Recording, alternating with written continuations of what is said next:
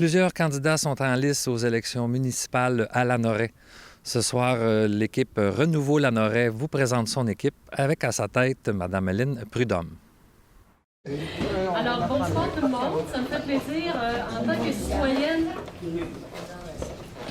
citoyenne de Lanoraie depuis 2001, propriétaire de la ville de Lys, en tant qu'engagée dans différents mouvements bénévoles et de comités plus officiellement depuis 2006 et engagée en tant que conseillère depuis 2009, novembre 2009 dernier, j'ai par le fait même développé un goût de servir ma communauté.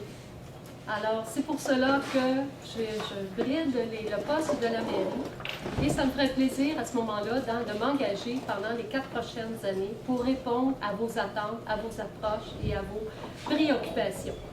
Avant tout, pour ce faire, ça prend une équipe. Une équipe qui a de la force, qui a de l'engouement, qui a aussi quelque peu un intérêt très, très fort pour sa communauté. Permettez-moi donc de vous présenter par ordre de district Monsieur Gilles Topeau, qui est ici avec son expertise.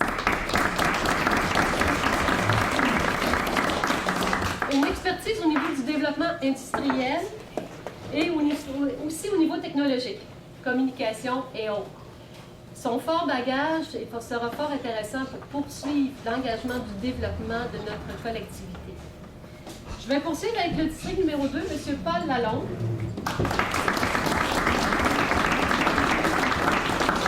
Monsieur Lalonde a des capacités de gestionnaire, de marketing, détient des entreprises à son nom, et puis il est très impliqué également par le passé dans la politique. Vous savez, à Lanoraie, on n'a pas eu souvent l'occasion d'avoir des élections. La dernière date de 1999.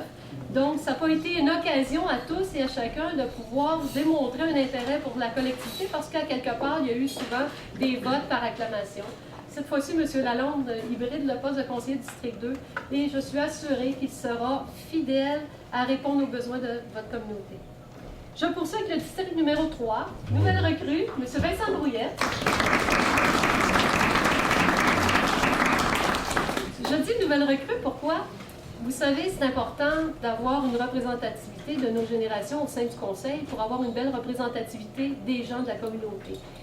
Monsieur Brouillette, oui, je vais mettre un petit peu d'emphase sur l'âge, 28 ans, qui a le goût de servir, chapeau, parce que essayez d'en trouver à cet âge-là qui vont avoir le goût de faire le pas et de dire je mets du temps à la municipalité. Déjà que c'est beaucoup, la famille, la jeune famille et tout ça. Alors, merci, M. Brouillette. Il sera aussi notre spécialiste au niveau des infrastructures ainsi que l'eau, parce que son travail lui a permis de développer une saine expertise dans ce domaine-là, étant technicien en génie civil. Je poursuis avec le district numéro 4, mais il faut parler de droit. José Castonguay.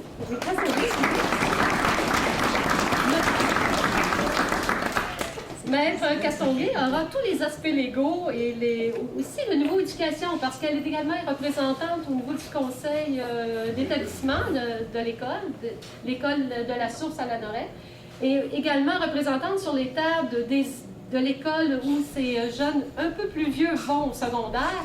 Donc, ça aura une force d'impact très intéressante au sein de l'équipe pour être en mesure de couvrir tous les aspects éducatifs et le droit au niveau des légalités, des terres agricoles, etc. District numéro 5, Mme Paulette Sicard.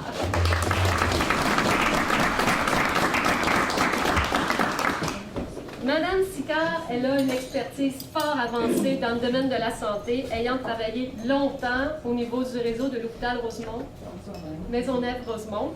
Et puis, tout cet aspect-là, vous savez, une communauté, c'est pas seulement de l'administration, c'est pas seulement de l'industriel, c'est pas seulement du droit, c'est aussi la santé. Et Madame Sicard pourra nous aider à franchir les étapes et à aller cogner aux bonnes portes dans tout ce qui va couvrir ce secteur-là. Alors, merci. Et on termine avec notre district numéro 6, Madame Marie-Hélène. Qui ne connaît pas Marielle Boisjoli par son implication communautaire dans beaucoup de dossiers, beaucoup de comités, qui fera en sorte que, des fois, on dit souvent, il faut connaître notre passé pour aller de l'avant. Et ça sera un peu notre pilier de notre passé de l'Anoret, ainsi que d'autres membres également de notre équipe, ainsi que au niveau des comités consultatifs et autres, ça va être très intéressant de se joindre à notre équipe. Alors merci Mme Boisjoli d'être venue au sein de l'équipe. Alors ceci dit, tout ce beau monde-là, on s'est rencontrés depuis février dernier, qu'on a commencé à parler d'équipe, qu'on a commencé à parler de s'intéresser à une future élection municipale et on a fait des approches, on a parlé de priorités. Qu'est-ce qui nous intéresse au sein de notre communauté? Qu'est-ce qu'on veut avancer? Où on veut travailler? C'est quoi les besoins actuels? Il y en a encore beaucoup. C'est pour ça d'ailleurs qu'on fait notre consultation ce soir, pour en entendre d'autres ou bien pour enrichir celles qu'on voudrait travailler.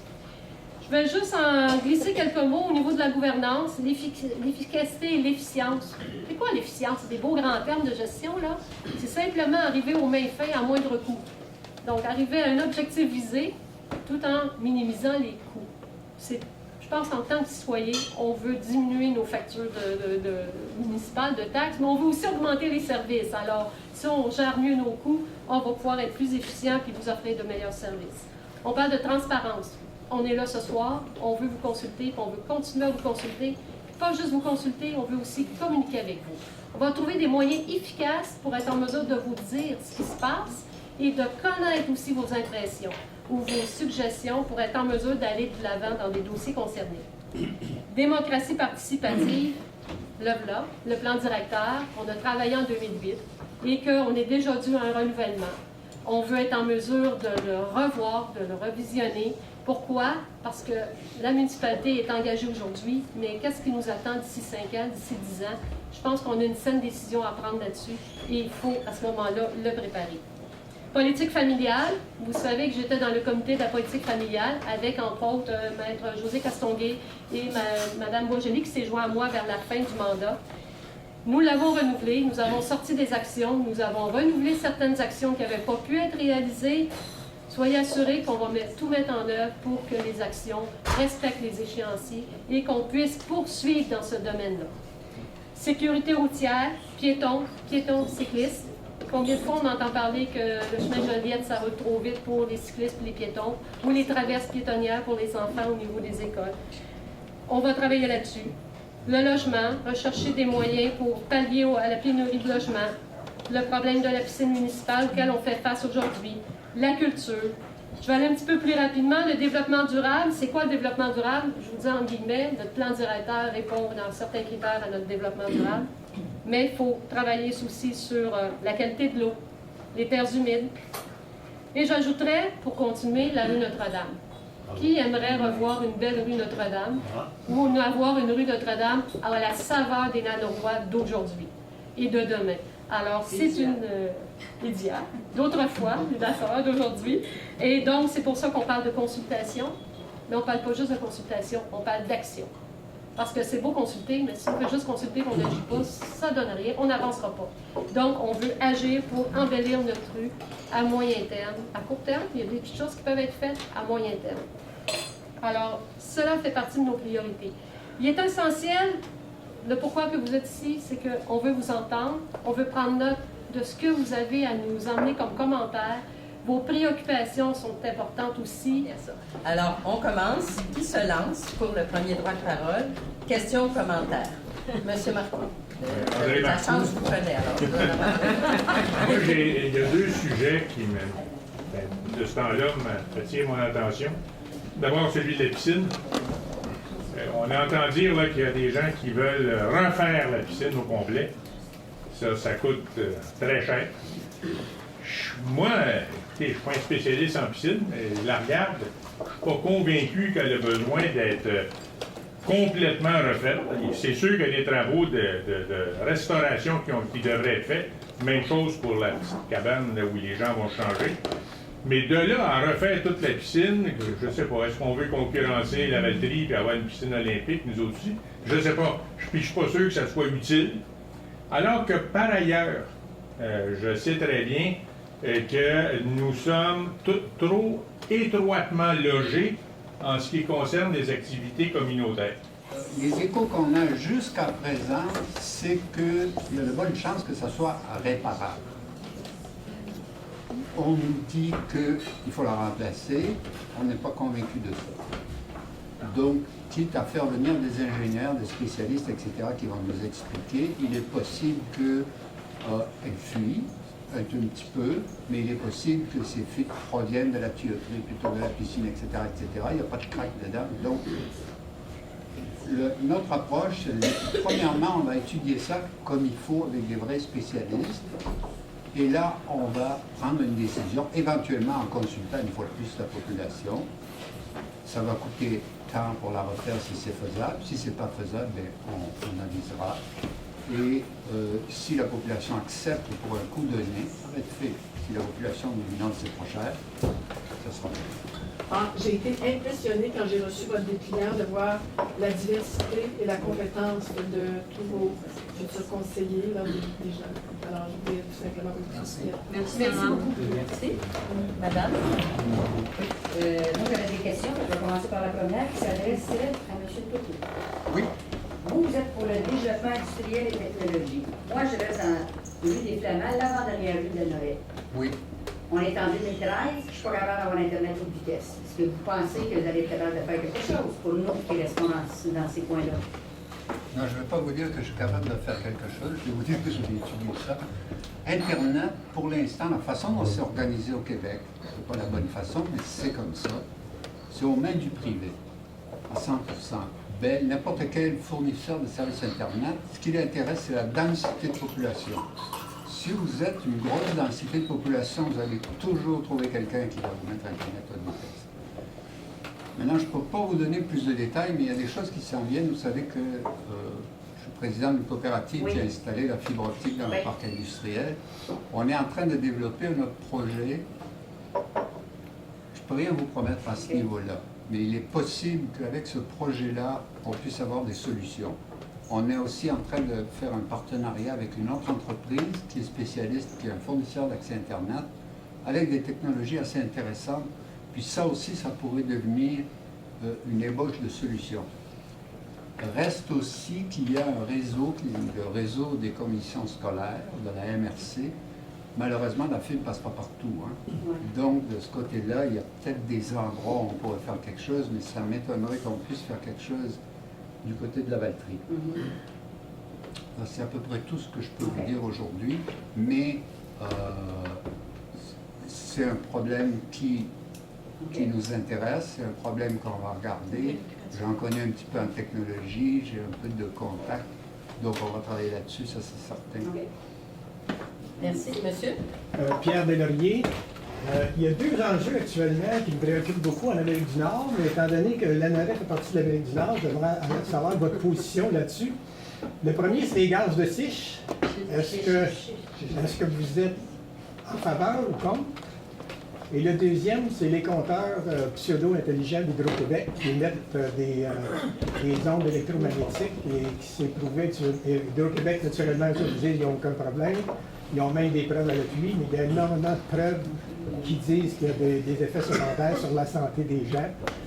En plus que c'est un mode d'espionnage, parce qu'ils vont connaître toute votre vie, ils vont savoir à quelle heure vous levez la nuit, faire votre petit pipi, quand est-ce que vous prenez vos vacances. Et puis, beaucoup de gens qui sont actuellement sur ce niveau compteur, leur électricité a augmenté de 200 à 300 $ par année. Alors, il y a beaucoup de municipalités qui ont passé des règlements municipaux qui ont demandé à Hydro-Québec de ne pas installer dans leur municipalité. Alors, je voudrais savoir quelle est votre position là-dessus, sur ces deux sujets-là. Premièrement, le gaz de schiste, moi non plus, je ne suis pas du tout d'accord avec ça. C'est payant pour ceux qui ont des terrains qui produisent des gaz. Mais l'eau qui est injectée dans le territoire, ça fait tellement de dommages que ça peut contaminer toute une région. On ne parle même pas d'un village, c'est toute une région complète qui va être contaminée. Fait que pour ça, définitivement, je ne connais pas l'idée de tous les membres du Conseil sur ce sujet-là, mais je pense qu'ils sont d'accord avec moi là-dessus. L'autre point que vous avez soulevé, là, on fait affaire avec on a Hydro-Québec devant nous. Mais pour répondre à votre question, moi non plus, je ne veux pas avoir un compteur intelligent chez nous, là. Et puis, vous avez parfaitement raison que ça lève le prix. Okay? Fait que si on peut faire quelque chose pour se défendre de ça, c'est sûr qu'on va le faire. Vous faites quoi avec les annonces? Un petit complément de réponse, M. Tocco. Oui, vous dites qu'il y a des municipalités qui ont passé un règlement. Quelle municipalité? Je pourrais vous revenir avec ces informations-là, là, mais il y a quelques municipalités qui ont demandé... Et Hydro-Québec n'a pas contesté ça? Non, ils vont essayer de le contester. Bien, Hydro-Québec, leur jeu, c'est comme si, comme moi, là, je ne veux pas l'avoir dans ma propriété, j'ai envoyé une lettre enregistrée au président d'Hydro-Québec. Et là, ça fait plus d'1 an que ça. Alors, ils m'ont simplement répondu que c'est pas dangereux, on a toutes les preuves que c'est pas dangereux. Là, il y a plus, je peux vous donner un complément d'information. Maintenant, si vous refusez, ils vont faire payer. Oui, bon, justement, le problème là-dedans, c'est si vous refusez, là, vous envoyez une demande que vous refusez qu'ils vous changent votre compteur, en loi, sont obligés d'accepter votre refus. Mais ce que fait Hydro-Québec, actuellement, c'est qu'il envoie une lettre aux gens. Bon, vous refusez, alors remplissez ce formulaire pour demandant que vous voulez vous exempter et ça vous coûte 300 $, plus après ça, vous allez avoir un frais à tous les mois. Et cette chose-là, s'il y avait un avocat de banco dans le groupe, Hydro-Québec n'a pas le droit de faire ça. Parce que quand vous faites votre demande, vous dites « j'en veux pas », ils n'ont pas le droit de te dire « t'en veux pas, mais on va te charger quelque chose ». Alors là, il y a beaucoup de gens qui disent « ah ben là, j'en veux tellement pas que je vais le remplir, le document, je vais le renvoyer ». Là, ils viennent de se faire avoir par Hydro-Québec. Simplement, vous soulignez qu'au sein de la municipalité à l'heure actuelle, on a poussé, donc je suis une des personnes qui a poussé pour qu'on émette un règlement de protection de nos eaux souterraines, faisant en sorte qu'on est actuellement en première lecture. Et je souhaite que le conseil qui suivra va l'accepter, faisant en sorte qu'il ne peut pas avoir de forage à moins de 2 km de tout puits où il y a une localité de 20 personnes et moins. Sinon, c'est à 6 km lorsqu'il y a plus que 20 personnes et c'est à 10 km là où il y a les puits qui alimentent une municipalité au niveau de son aqueduc. Donc, techniquement, on veut protéger l'ANORAI parce qu'avec ces distances-là, techniquement, on ne devrait pas avoir de forage de gaz de schiste chez nous. La particularité dans ce règlement-là, et c'est là-dessus qu'il faut encore travailler, c'est que est-ce qu'on se protège aussi des autres types d'exploitation de pétrole chez nous? Oui, il y a le forage, mais il y a aussi le pipeline qu'il faut protéger. Il faut se protéger de tout bris éventuel. Là, je fais référence un peu au gaz oléoduc. Donc, c'est un travail qui est présent et qu'il faudra travailler dès le lendemain des élections, parce qu'effectivement, il faut se protéger, parce que le pipeline, on parle de 2017 qui devrait traverser le Québec. Donc, on est dedans. J'espère avoir répondu à votre question. J'ai 2 personnes qui ont levé la main, qui ont déjà intervenu avant de leur donner la parole. Est-ce qu'il y a quelqu'un qui voudrait intervenir en première fois? Oui, monsieur. Robert Martin, moi, je demande, vous avez dit que depuis 1999, qu'on vous entende partout. Depuis 1999, il n'y avait pas eu d'élection. Alors, je me demande en quoi il y a un nouveau parti, qu'est-ce qui peut, dire qu'il y a quelque chose qui diffère avec ce qui est déjà en place. Qu'est-ce qui a amené cette évolution-là, en fait? Oui, effectivement, l'objectif, il y a un vieux dicton qui dit, ils vous me corrigerez, on est bien dans nos vieilles pantoufles. Hein?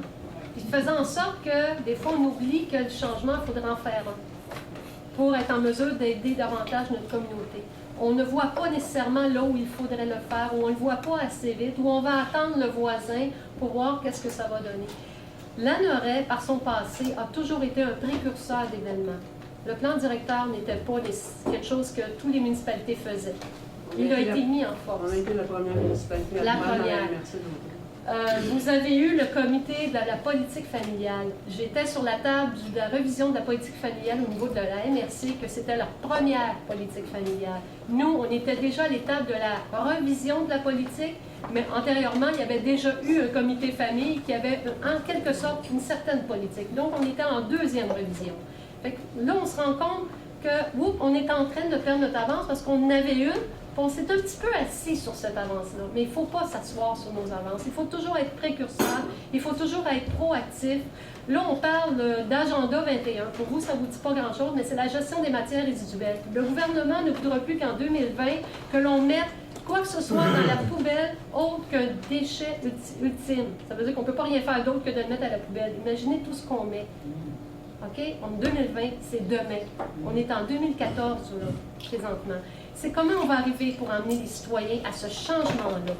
Mais il faut le travailler tout de suite. Il ne faut pas attendre d'être pris devant un fait, devant une date butoir où il va falloir réagir.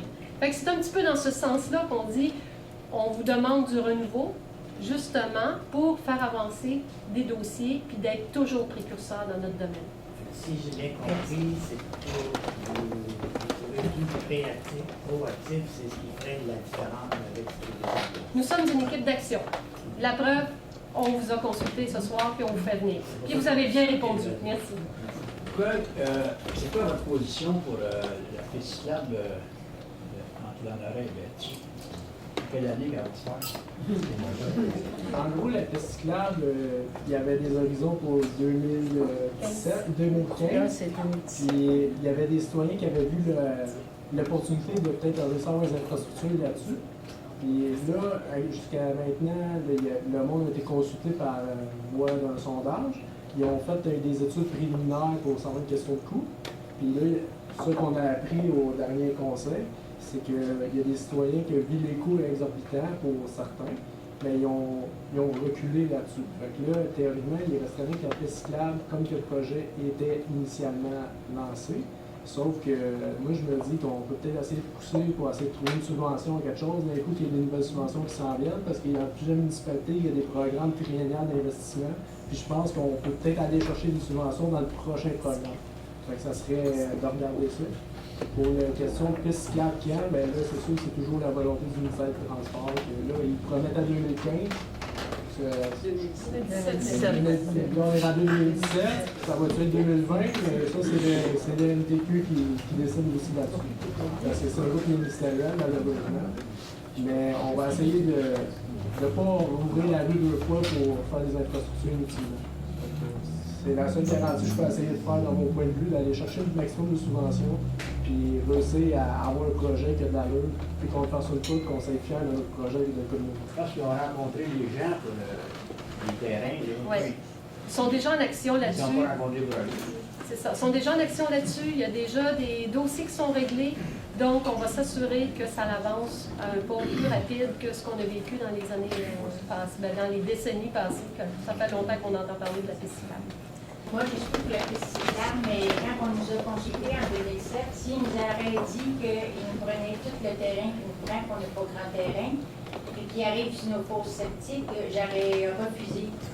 Parce qu'ils veulent négocier, mais c'est négocier à leurs avantages à eux autres et non à notre avantage à nous autres. Fait que s'ils font bien, premièrement, ils étaient supposés creuser pour faire la piste cyclable. Maintenant, ils ne creusent plus, supposés. Puis le ministère des Transports, il veut juste payer l'asphalte et non toute la garnotte ou toutes les affaires. Ils veulent faire payer ça aux citoyens. Fait que s'il y a quelque chose à faire pour la piste cyclable, j'aimerais ça, mais pour les égouts aussi.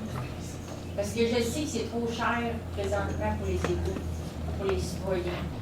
Les gens qui habitent sur la Grande Côte et qui veulent se rendre à pied au village, ils traversent, en tout cas, un chemin horrible. C'est horrible de se promener à pied le long de la 138. Les voitures nous frôlent. Vous savez qu'une voiture, ça revient à 80 km/h, c'est pire qu'une mitrailleuse, ils nous frôlent, on sent l'air. C'est infernal. En hiver, c'est encore pire parce que c'est réduit. J'en vois quand même beaucoup qui le font quand même, mais est-ce qu'une piste cyclable n'aurait pas aussi pour avantage additionnel de nous donner, je comprends, c'est pas idéal de marcher sur une piste cyclable, on peut nuire au vélo qui s'en viennent, c'est pas parfait, mais il me semble que ça serait moindre mal. Alors, juste pensez aussi aux piétons, parce qu'il n'y a pas d'autre moyen de se rendre au cœur du village à partir de la Grande Côte, de n'importe quel des deux côtés, que de suivre cet affreux chemin, puant, bruyant et dangereux. Merci. Oui, Madame Laroche. Oui, Marie-France Laroche. Bon, en continuant pour votre idée de piste cyclable et de piste pour piétons, si elle était faite juste d'un côté, au moins, alors on pourrait avoir, c'était juste fait, puis c'est pas si achalandé que ça, donc ça pourrait nous faire pour les piétons, puis les bicyclettes, donc, puis en même temps, ben, ça enlèverait moins de terrain sur un côté pour les gens qui sont vraiment pris sur le bord de la vie. Alors, si on la met sur un côté, parce qu'elle a été prévue, je pense, sur les deux sens. Alors, parce que quand on se promène à Montréal, la bicyclette, ou dans bien des villes, elle est juste sur un côté. On est capable de rencontrer des bicyclettes, puis il n'y a pas d'accident. Juste à travers. Merci. Je pense qu'il y avait, oui, il y avait vous, puis ensuite. Oui. Merci, Vincent. La question s'adresse à Mme Prudhomme. Je voudrais savoir, Mme Prudhomme, qu'est-ce qui distingue votre équipe de celle de M. Jean? Quelle est la différence entre les deux équipes? La question elle est très bonne. Merci, Mme le Bien, comme je vous l'ai présenté au tout début, j'ai l'ensemble des générations au sein de mon équipe. C'est un plus. Deuxièmement, c'est la variété du professionnalisme de chacun au sein de mon équipe. On a une belle, on appelle ça une belle brochette, finalement, faisant en sorte qu'on couvre tous les secteurs d'activité. Et ça, c'est un plus.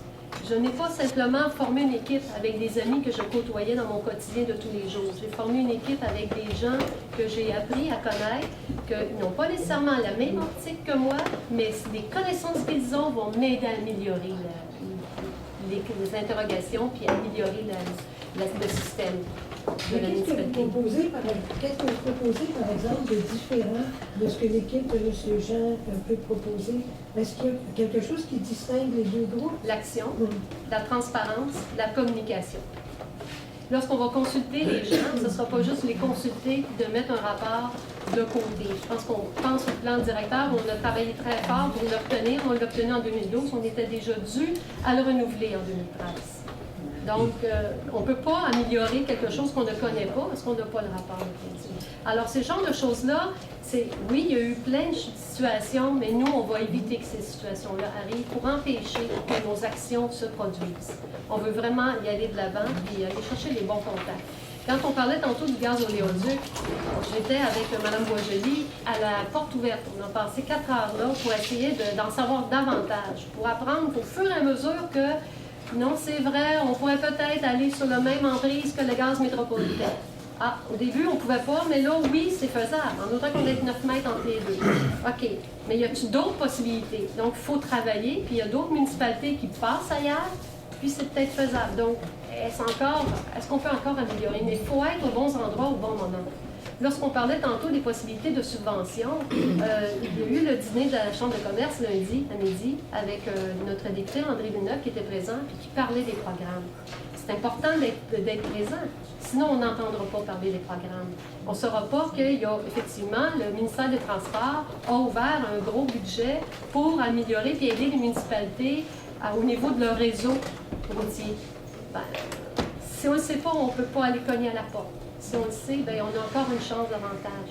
Je me suis permise d'aller au congrès des municipalités à la fin du mois de septembre. 4 jours à Québec au centre des congrès. Et c'est de là où plein de contacts se sont établis. Encore là, j'étais seule au niveau de la Norée. Je trouve ça dommage, c'est ça la différence. C'est qu'il faut aller de l'avant, il faut aller chercher l'information, il faut aller cogner au pas, il faut s'informer pour être en mesure d'analyser et de vous présenter des dossiers concrets et bien concis.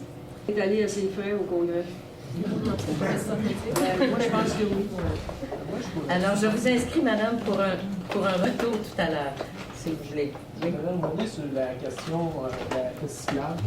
Moi, j'ai travaillé avec des bureaux de génie conseil. Et la solution de permettre les piétons, les cyclistes, ça s'appelle des sentiers multifonctionnels. Ça, j'en ai créé, puis je comprends pas pourquoi à la Norée, on ne peut pas se le permettre aussi. Puis ça coûte le même coût. C'est juste de la signalisation différente pour avertir les cyclistes que là, c'est peut-être pas un sentier de compétition. Parce qu'une bicyclette, ça fait autant de mal d'un piéton qu'une voiture dans une personne. Et ça coûte le même prix. C'est rien qu'à regarder. C'est pour ça que je me suis dit que je vais m'investir en tant que conseiller pour pouvoir réussir à poser mes questions et avoir une information. Puis prendre cette information-là, puis après, vous la divulguer. Parce que je pense que c'est la seule façon qu'on peut travailler ensemble, parce que je ne peux pas tout avoir les solutions. Mais regardez, juste ce soir, vous avez amené 3 solutions différentes. J'aimerais ça vous entendre parler un peu ou de savoir si vous avez ouvert un dossier sur la rue Sainte-Marie. La rue Sainte-Marie, vous avez parlé de la rue Notre-Dame. C'est vrai que ça a besoin d'attention. La rue Sainte-Marie a peut-être besoin moins d'attention que la rue Notre-Dame, juste pour le fait que, bon, vous comprenez, il y a des choses qui sont déjà en place. Mais vous savez, la rue Notre-Dame est utilisée par tout le monde. Je regarde des gens autour, je les vois presque tout le monde, une fois ou l'autre sur la rue Sainte-Marie.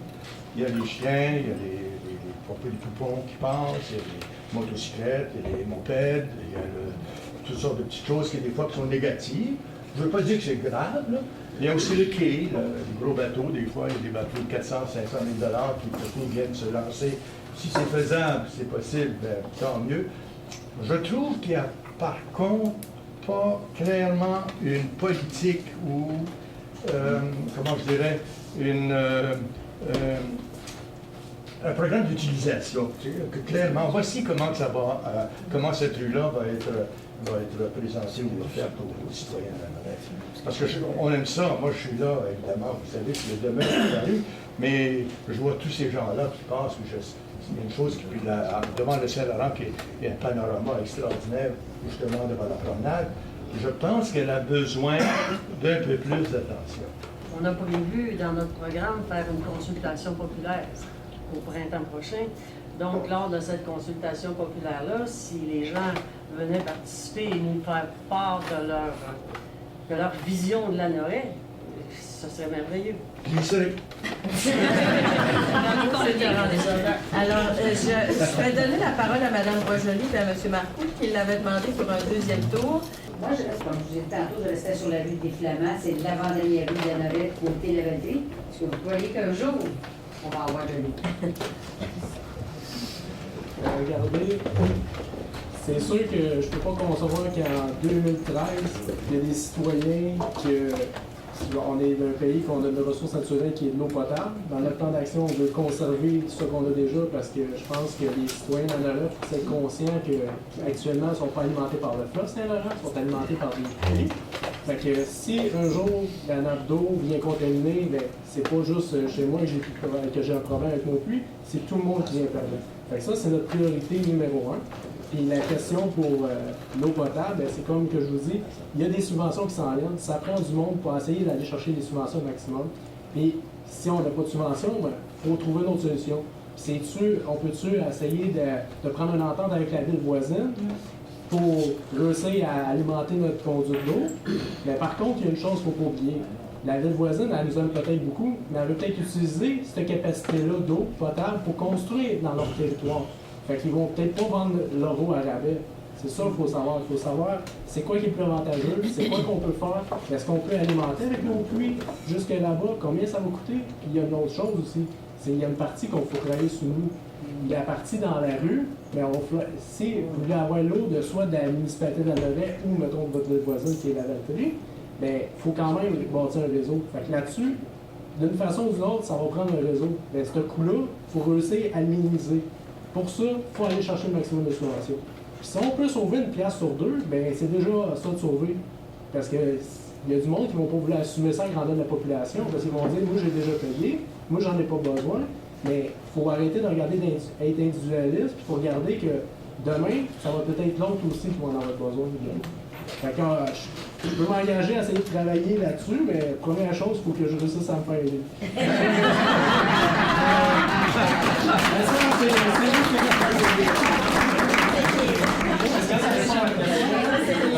Merci, M. Marcoux. Oui. Je sais que vous avez une grosse voix, mais c'est rien. Je peux vous lever comme ça, tout le monde. Après les événements de Waterton, on a l'eau, notre eau, dans laquelle il n'y avait rien avant, il n'y avait pas de produits, d'addition de produits. Bien, on s'est retrouvés avec, pour nous protéger, bien sûr. Mais là, il y a bien plus grave que ça comme additif qui nous pend au bout du nez. C'est ce projet de pipeline qui va passer dans le Tourière. Moi, je laisse à votre réflexion qu'est-ce qui s'est passé à Kalamazoo. Puis plus proche de nous autres, du côté de Valleyfield, ces braves gens qui ont subi une infiltration de la nappe phréatique par un site d'enfouissement il y a 15-20 ans. Depuis ce temps-là, jamais ils n'ont pu boire l'eau de la nappe phréatique. Ils sont obligés d'acheter l'eau en grosses bouteilles. À vie. 15 ans. Si jamais il y a un déversement ou il y a une rupture de ce pipeline-là, c'est peut-être dans 15 ans, dans 20 ans, dans 50 ans que ça va se produire. C'est impossible. Pensez-y, là, que ceux qui sont déjà mis les pieds dans Tourbière, c'est impossible d'éponger ce pétrole qui est un des plus polluants au monde. Vous pouvez voir avant. Or, à ma connaissance, ni le PQ, qui est au pouvoir, ni la municipalité n'ont dit un traître mot en public sur cette question-là. On regarde passer le train, le pipeline va être installé, puis là, on va dire, c'est donc de valeur, on aurait dû y voir. Là, je peux-tu savoir si vous avez l'intention de faire gros de même pour nous protéger, parce que c'est pas vous autres qui nous protégez. Si vous ne nous aidez pas à nous protéger contre ça, qui va le faire? Merci. Qui répond? Je vais me permettre de répondre. Comme j'ai mentionné tantôt pour le gaz de schiste, on commence à travailler sur un règlement d'eau souterraine pour la protéger. Mais il faut aussi travailler davantage ce règlement-là pour justement éviter la problématique du pipeline. Qu'est-ce qu'on fait? Est-ce qu'on va l'accepter, mais on va mettre des règlements encore plus sévères au niveau de la sécurité? Qu'est-ce qu'ils ont à nous offrir pour nous assurer que ça va se fermer sur notre zone ou même sur les zones des voisins? Parce qu'on dit qu'aux 30 km, ils vont mettre des valves permettant la fermeture complète du pipeline. Mais sur l'autre 30 km, il y a un 30 km entre les deux que ça roule. Donc, ça va être quoi notre sécurité? Oui, on va s'engager à travailler sur ce dossier-là parce que c'est un dossier important. On ne veut pas avoir de lac mégantique non plus chez nous. C'est une situation où il faut bouger. Il y aura aussi consultation, et je prône ce genre de consultation-là pour avoir le pouls du public, le pouls du citoyen, pour la simple et bonne raison que si on est devant un fait où on est barré comme ça, de dire on n'a pas le choix, il faut l'accepter, mais si on est pour l'accepter, ça va être avec des conditions très, très fortes au niveau de la sécurité. Mais encore là, on n'a pas dit qu'on l'accepterait, c'est bien qu'il faut analyser le dossier, parce qu'on a juste une bride d'informations. Ce qu'on a eu comme information lors de la porte ouverte, on dit bien une porte ouverte, c'était pas une conférence, là, où on pouvait poser des questions à tous, mais c'était évidemment tout beau, tout flamme, il n'y avait pas de problème. Puis c'est un diamètre de 42 pouces, puis épais comme ça, puis il ne cassera pas. Oui, peut-être, comme vous dites, dans les 5 premières années, dans les 10 premières années, mais qu'est-ce qui va se passer dans 15 ans, 20 ans, 30 ans? Quand on parle de développement durable, on parle de nos générations d'aujourd'hui, mais il faut penser à nos générations de demain. Donc, c'est un dossier qui va être chaud le 4 novembre au matin, quand on va être au pouvoir. Merci. Vous avez un complément de réponse, Mme Boisjoli? En fait, quand on est allé à la rencontre, on s'est à peu près fait dire qu'au Québec, on n'avait rien à dire. Ce qu'on s'est fait dire, c'est que c'était le fédéral qui décidait pour nous ce qui se passait chez nous. Alors, est-ce qu'on a un moyen de contrer ça, autre que de dire qu'on ne veut pas? On le sait pas. On marche. En fait, ce qu'on leur a dit, c'est au Québec, c'est le BAC qui décide. Là, ils nous ont parlé de l'ONE, de l'Organisation nationale en énergie. C'est eux qui décident. En fait, c'est là qu'il faudrait aller se faire entendre. Mais pour aller se faire entendre là, c'est un peu comme un procès. Tu donnes ton nom, tu dis ce que tu veux, de quoi tu veux parler, puis ils décident si tu as le droit d'y aller. Donc, c'est sûr que c'est un dossier qu'on va suivre de près. On a déjà commencé à s'intéresser puisqu'on est allé. Il y a eu une séance d'information à laquelle on est allé. On a jasé avec les gens. Eux se voulaient rassurants. Je dois vous dire qu'ils ne m'ont pas rassuré. Mais jusqu'à quel point on a un pouvoir là-dessus? Mais on vous dit qu'on va le suivre, le dossier, qu'on va le regarder, puis qu'on va être très attentif. C'est la première fois que j'entends personnellement parler qu'on puisse passer des tuyaux par là. Maintenant, ça me semble absolument vraisemblable.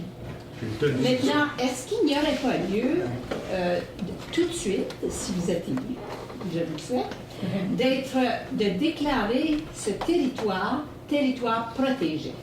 Parce qu'on protège des bâtiments, on protège le patrimoine, on protège beaucoup de choses. Pourquoi est-ce qu'on ne pourrait pas protéger, surtout que c'est une tourbière? Alors, il me semble qu'il y aurait lieu de voir ça. Vous, madame, qui êtes notaire, peut-être que vous avez des ouvertures au point de vue légal. Et je continue avec autre chose, c'est que j'ai appris récemment, je ne sais pas si c'est vrai, que nous ne sommes pas propriétaires du sous-sol. Alors, ça crée un problème. C'est pour ça que je pense qu'on pourrait protéger le territoire au complet, étant donné que c'est une tourbière. Il me semble qu'il faudrait examiner cette question. C'est un territoire protégé d'après les lois du Québec. Je le sais parce que on dit que ça passe dans la tourbière. En fait, c'est au sud du parc industriel, entre Laurent Saint-François et le parc industriel. Mais c'est une zone, le ministère de l'Environnement nous a dit non, vous ne pouvez pas agrandir le parc industriel parce que c'est protégé par le ministère de l'Environnement, etc. Ça, c'est une loi québécoise. Mais la loi de l'Office national de l'énergie a préséance là-dessus. C'est-à-dire, eux, là, ils n'en ont rien à foutre que ce soit protégé ou non. Le sous-sol leur appartient. Et pour accéder au sous-sol, ils vont bousiller la tourbière. C'est ce que je comprends. Moi, ce qui m'étonne depuis quelques années, c'est de voir dans les nouveaux développements ce que je trouve aberrant. Des maisons qui sont construites avec un petit bout de terrain en arrière, un petit bout de terrain en avant. Je me dis, c'est quoi cette histoire-là? C'est qui est en contrôle de ça? Qui est-ce qui dit, ben ça, vous allez être heureux là-dessus? Là, vous ne serez pas comme à Montréal ou Toronto. Au contraire, c'est pire. Alors, je me demande, c'est quoi la politique? Est-ce qu'on est capable de dire, ou bien capable de décider qu'ici, à la Lorraine, il va y avoir un certain standard sous lequel on n'ira pas, puis ça finit là? Est-ce que c'est prévu, ça, dans votre politique? Pour les nouveaux développements, évidemment. Les développements, c'est fait selon des règles. Le promoteur, il va s'accoter au règlement minimum de ville. Fait que si on décide, en tant que communauté, d'écrire un règlement un peu pas de force un peu plus supérieure, qu'on met des dimensions un peu plus élevées, en respectant la capacité de payer des futurs citoyens, et les promoteurs, c'est sûr que les promoteurs, ils veulent une partie. Mais moi, d'une expérience personnelle, un promoteur, au début, il vient rencontrer une ville en disant « Ouais, je peux pas, je perds les terrains. » Mais à la fin de son projet, il est fier de réussir à vendre un produit avec un plus-value. Puis c'est gagnant des deux côtés. Les citoyens sont gagnants, les promoteurs aussi c'est gagnant. Mais il faut juste les encadrer. Un promoteur, il veut travailler avec les règles initiales. Une fois qu'il connaît les règles, lui, il n'a pas besoin d'en retourner 3 fois à la planche de dessin. Il va une fois avec les règles, mais là, en tant que communauté, c'est pour ça qu'on vous consulter. C'est pour ça qu'on insiste à dire qu'il faut faire un plan directeur pour justement établir les règles, puis après ces règles-là, il faut penser aussi avec le développement durable, pas juste aujourd'hui, parce qu'il y a un autre problème à ça. Quand on fait des petits terrains, après le problème de déneigement. C'est quoi qu'on fait? On la met où la neige? On la paye-tu à chaque année? Ou on décide de mettre peut-être 10 pieds de plus de terrain, mais les taxes ne monteront pas. Sinon, on va faire quoi? On ne peut plus la mettre dans le fleuve, on va l'empiler, on va faire des grosses montagnes, les enfants vont se faire ensevelir avec ça. On tourne en rond, ça va prendre des dépôts à neige après. C'est là qu'il faut réaliser, puis c'est ça du développement durable. Il faut penser à 20 ans, dans 30 ans. Il faut arrêter, puis vous avez, regardez, vous l'avez constaté, vous êtes retourné là-bas, vous ne voulez pas aller acheter là-bas, vous voulez rester ici. Puis je pense que le monde, ils ont choisi ça, puis je pense que c'est une des valeurs de la communauté ici. Puis il faut regarder qu'est-ce qu'il faut faire. C'est pour ça qu'on veut un peu de changement, mais c'est des nouvelles idées, c'est un tout. Merci. Monsieur? D'accord. Alain Bergeron, moi je voulais savoir, en tant que tel, j'entendais mes concitoyens comme quoi qui disaient que sur la rue Notre-Dame, il y avait beaucoup de vitesse, des trucs comme ça. J'entends des jeunes qui circulent beaucoup, qui font des courses le soir, par exemple. Je reviens des fois à 2h, 2h30, qui font des courses à 180 sur le chemin Joliette, qui se vendent de ça. Ça fait beaucoup de bruit au niveau des motoneiges, des trucs comme ça. Je me promène sur les promenades, le bord du fleuve, le soir des fois, et puis je me fais intercepter. Je ne suis pas un vendeur de drogue, rien, mais je me fais demander si j'ai la drogue, des trucs comme ça. Je voulais savoir quelles étaient les actions pour essayer de mettre une certaine sécurité au niveau des citoyens de ce côté-là, de la part de votre parti. Quelles sont vos interventions que vous prévoyez faire et entreprendre les démarches pour faire quelque chose? OK. Je vais répondre là-dessus. Vous savez, on a fait une consultation publique pour le renouvellement de notre politique familiale au cours de l'année 2012 et 2013. Et effectivement, ça a été des points culminants qui ont ressorti de ça, la sécurité. D'ailleurs, j'en ai parlé au début dans mon plan d'action. La sécurité routière, la sécurité pour les cyclistes et les piétons, autant sur le chemin Joliette, puis autant sur la rue Notre-Dame, autant sur les autres artères de notre municipalité. Et ces actions-là sont prioritaires et devront être justement mises en force. Pas juste dire on les a écrits sur un beau papier, le gros dossier maître sera sur Internet. Non, on va les mettre en action. Comment on va y arriver? Ça va être en se consultant entre nous, puis en allant chercher des organismes qui vont venir nous aider également à trouver des solutions. Parce que c'est pas juste en disant on va mettre plus de policiers de la Sûreté du Québec, parce qu'on n'aura pas plus. Donc, il faut trouver des moyens qui ne seront pas nécessairement plus coûteux, mais plus efficaces. Puis de faire respecter la limite sur la rue Notre-Dame, exemple, qu'on dit que c'est du 50 km, puis que je pense pas que les gens roulent à 50. C'est une autre problématique sérieuse, surtout du côté Est. En tout cas, moi, je le vis beaucoup plus dans mon quartier à moi. Et puis, il y a des solutions potentielles qu'on emmènera sur la table le 4 novembre au matin, parce que oui, il y a des idées là-dessus, puis je suis sûre que vous allez être en accord avec ça. Mais on ne veut pas trop s'avancer non plus, parce qu'il faut quand même tout analyser, les coûts, les frais et l'impact que ça peut avoir sur telle option décidée. Merci. Toujours en premier tour, Mme Desjardins. Il y a quelque chose que je n'ai pas compris et je voudrais bien comprendre. Quand vous avez parlé du fonds de terre qui appartient à qui? À l'État. À l'État. À l'État fédéral. Oui. À l'État fédéral. C'est la loi des mines. C'est une loi, ça, qui pourrait être abattue. C'est une loi seigneuriale. Ça fait longtemps que ça va. Vous allez m'emmener en politique provinciale, Mme Desjardins. Ce que je veux dire, c'est que le fonds de terrain appartient au gouvernement. Il découvre une mine d'or chez vous, Mme Desjardins, vous n'êtes plus propriétaire de votre terrain. L'or qui va sortir de là vous appartiendra pas. Ils vont vous acheter, ils vont vous sortir de là, puis ils vont faire ce qu'ils veulent avec votre terre. C'est encore comme ça au Québec. Ben, en fait, dans le Canada. C'est une loi fédérale. C'est la loi des mines. C'est au niveau provincial. Vous le savez peut-être, mais le gouvernement travaille sur la réforme de la loi sur les mines. C'est très difficile, très long à accepter, etc. Un des points de cette loi, si elle est acceptée, c'est que les municipalités vont pouvoir définir des territoires où la loi des mines ne s'applique pas. Par exemple, centre du village, mais la loi des mines ne va pas s'appliquer.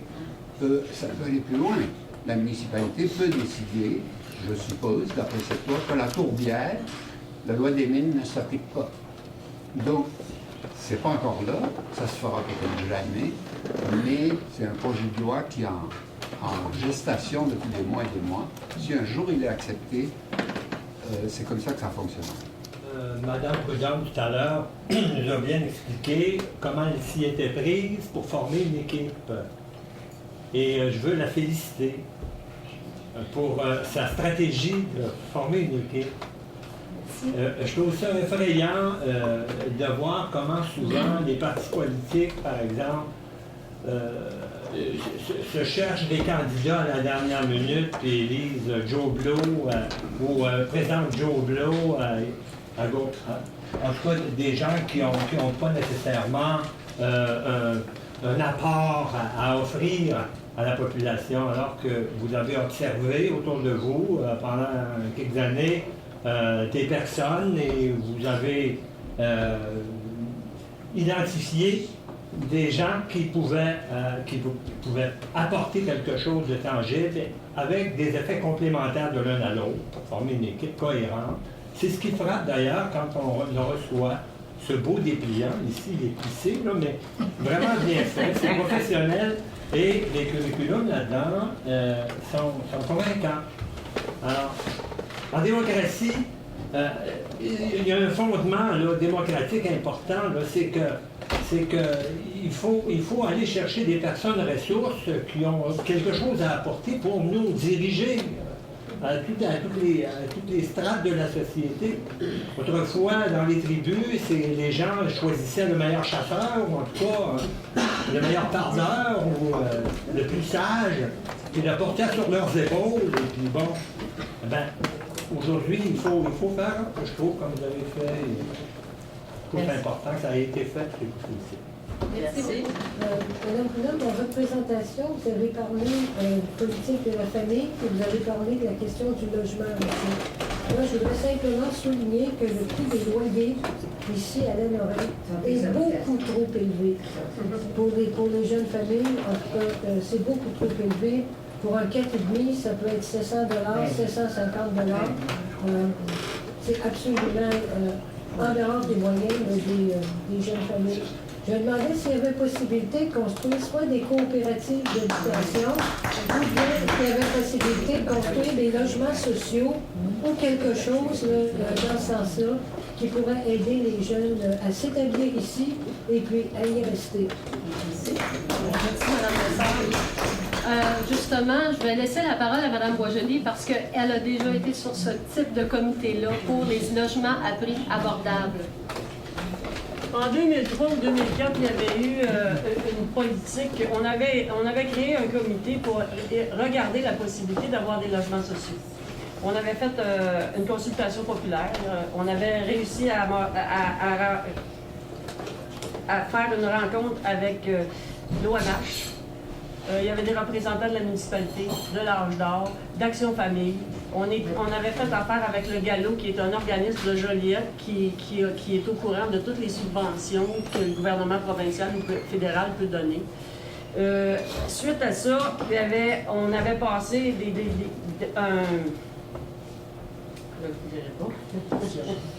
on avait fait un questionnaire, c'est ça, pour savoir s'il y avait des gens qui étaient intéressés.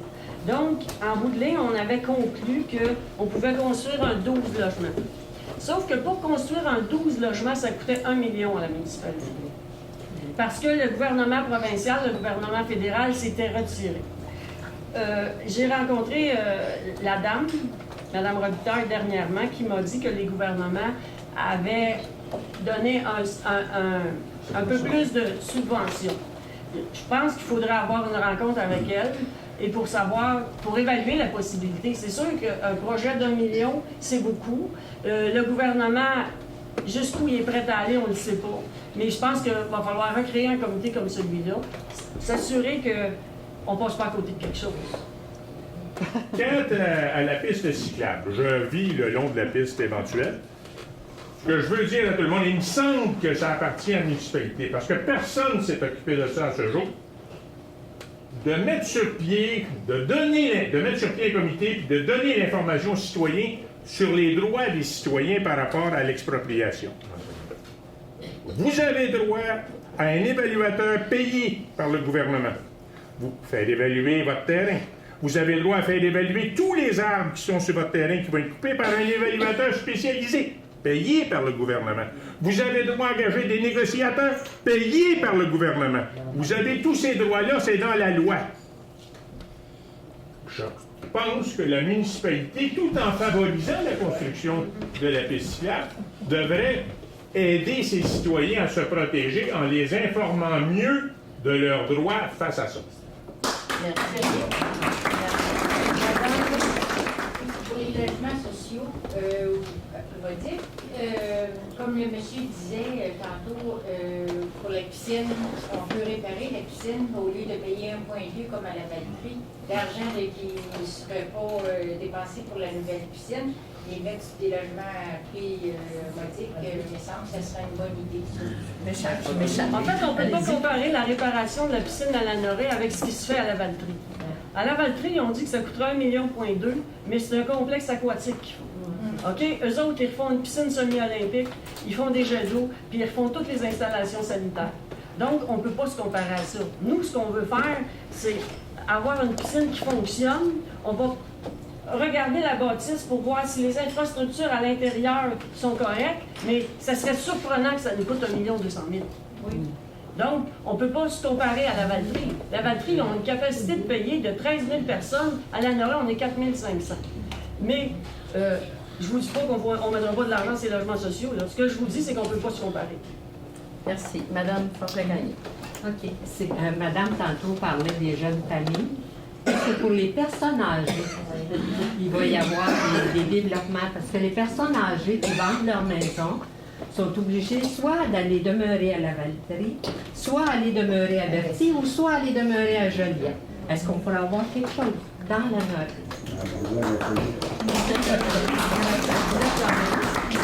Je ne répondrai pas à la question, donc je vais laisser le soin étant en conflit. En fait, dans les logements qu'on avait prévu de créer, dans le temps, il y avait des logements pour tout le monde. Ce que j'ai entendu dire, et je vous dis seulement que j'ai entendu dire, c'est que l'OMH prévoyait avoir un agrandissement. Est-ce que c'est vrai? Je ne le sais pas. Mais le jour, je vais dire comme Vincent, le 4 novembre, si on est élu, on va aller voir à l'OMH pour voir si c'est vrai que c'est prévu dans leur...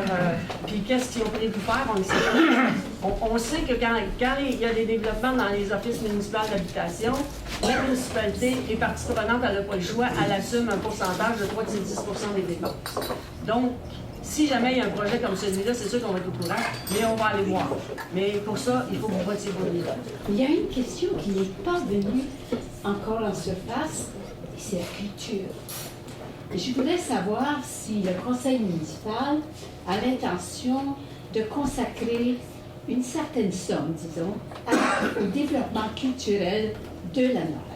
Nous avons des choses qui marchent bien à la Norette, mais il y aurait besoin d'un coup de pouce financier pour faire développer la culture à la Norette. Et quand je dis culture, je l'emploie dans un sens très large. Alors, est-ce que vous avez une réponse à cette question? Tel qu'on l'a défini au sein de nos approches et de nos priorités, ça faisait partie de nos points. La culture, promouvoir la culture sous toutes ses formes. Mais financièrement? Ça fait partie d'une forme. On s'entend. Donc, par les activités, par le financement ou par la promotion d'activités et d'événements. Donc, effectivement, oui, nous l'avons au menu. Est-ce que vous avez prévu une structure pour les communications? Actuellement, on a notre petit journal L'Avenir, qui a changé d'ailleurs son format, qui est mis en application et est accessible à tous les organismes. On a aussi notre fameuse enseigne qui sur le parc Jean-Bourdon, qui vous annonce les événements, les activités, etc. Effectivement, il y a quand même un manque. Parce que c'est pas facile d'aller chercher les gens. Oui, il y a les journaux, il y a la télévision, mais il manque encore un moyen de communication qui est frappant. C'est pas évident que les gens vont aller sur Internet pour communiquer. Si je vous poserais une question sur Internet, sur le site de la municipalité, je ne suis pas certaine que je vais avoir beaucoup de réponses à l'heure actuelle. Donc, il y a une éducation à faire. C'est beau de dire qu'on va communiquer, mais si les gens ne voient pas la communication qu'on va leur envoyer, on ne sera pas plus avancé. Donc, en premier lieu, il faut s'éduquer soi-même à dire où je vais aller chercher l'information et en tant que municipalité, où on va la transmettre. Et aussi la mise à jour.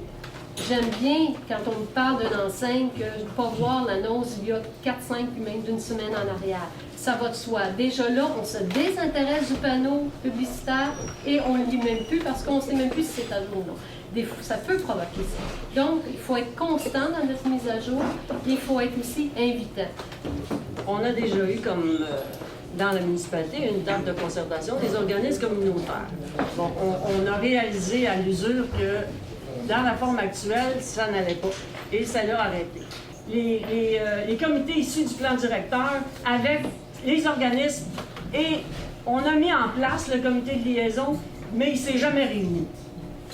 Donc, il faut remettre ça en place, il faut revaloriser les moyens de communication. C'était des moyens de communication. Ça aurait pu être des moyens de communication très intéressants. Puis, c'est pas toujours évident que la journée de lendemain de 4 novembre au matin, qu'on va trouver une solution à toutes ces questions-là. Puis d'ailleurs, c'est pas ça notre objectif. C'est pas d'arriver à vous imposer des solutions, mais c'est plutôt d'arriver à vous nous aider à ce que ces solutions-là soient réalisables. On s'entend là-dessus. Oui, on va en trouver. Oui, on va avoir des options. Puis oui, on va vous consulter. Oui, on va vous consulter par district aussi. Parce que c'est pas vrai que c'est tous les citoyens complets qui vivent le même problème. Donc, ça va être par secteur. Et à un moment donné, quand j'ai cogné une porte, il y en a un qui me disait, savez-vous, ça fait plus de 20 ans. Ça fait 20 ans que je suis ici, il n'y a jamais personne qui a cogné à ma porte. Là, j'ai dit, OK, c'est bon, c'est le fun à entendre. Alors, c'est à se poser la question, devrions-nous avoir une petite marche de Compostelle une fois par année dans tous les districts?